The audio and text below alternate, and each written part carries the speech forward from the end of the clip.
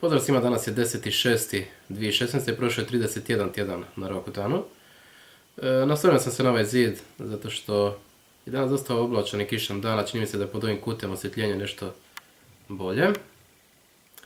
Ne znam, vidjet ćemo kada objavim ovaj video, jer je slika zaista drugačija na ovom malenom ekrančiću od kamere i na kompjuteru. Na mom prošlom videu, onom od 30. tjedna na Roakutanu, sam pričao o tome kako fizički nisam bio baš dobro i zaista nisam bio, stvari su sad puno bolje. Tada sam psihički bio dosta dobro, no sad psihički nisam baš najbolje. A po tim psihički mislim ne na one stvari poput onih ekstremnih što ljudi pišu po internetu i o kojima pričaju, a to su one poput suicidalnih misli i teške depresije. Dakle, ne mislim na to, nego mislim na neku nevoljkost i, ne znam, razdražljivost i takve stvari. Dakle, ne znam, možda ima i, kao što sam rekao na ovom videu što objavljam na engleskom, možda ima i veze sa ovim bolnim krajnicima i suhim grlom i s time što nisam izlazio iz kuće zbog toga što sam se tako što sam bio u takvim problemima, pa možda radi toga, ali možda i zbog Roakutana, kao što sam rekao, to vjerojatno neću nikad ni znat. Što god da je, čini mi se da će biti bolje u sljedećim danima. Fizički, kao što sam rekao, suhoća usnica je puno blaža. Tu je neki mali problem, ali u usporedbi s onim kako je bilo prije tjedan dana je puno bolje. Dakle, šta još? Da, glava je bola možda jednom ili dva puta, tako da je to isto puno bolje. Krv iz nosa mi je išla samo jednom. I što još? Da, bol u leđima nije bilo i nisam primijetio ni nekih problema sa koncentracijom. Ajmo zoomirati sad. Lijeva strana sviđa mi se, dosta je dobra, glatka je isto tako.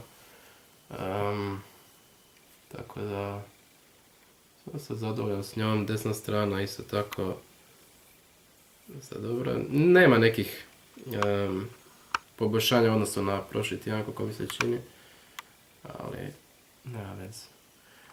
Čelo je ok, nos i brada su, eto, isto tako standardno. Dakle,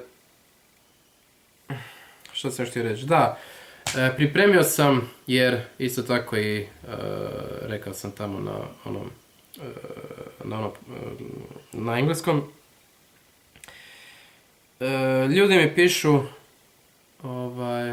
komentare na videima kako Roakutan nije dobar, kako će mi uništiti jetru, kako će mi zajebat mozak i takve stvari. Tako da svi oni koji su to pisali, ne morate se zamarati sa pisanjem u buduće. Ja to sve znao sam od prvog dana, znao sam i prije Roakutana, znam i sada, skoro 8 mjeseci poslije. Pripremio sam za vas jedan, što ga ja zovem, Roakutan zidom. Eto, to je taj Roakutan zid, sad ću ga malo zoomirati. Eto, kao što vidite, popio sam do sada 7500 mg.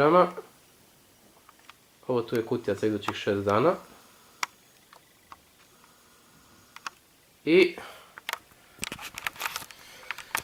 nema nikakve šanse da nakon što sam uzeo već 7500 mg, a nastavit će se i dalje, da će me uopće navesti na to da možda odustanem ili da se bojim ili neke takve stvari. Ja se zaista ne bojim, možda sam se Možda sam imao neki strah na početku i možda nekih prva 2-3 mjeseca, ali više zaista nemam.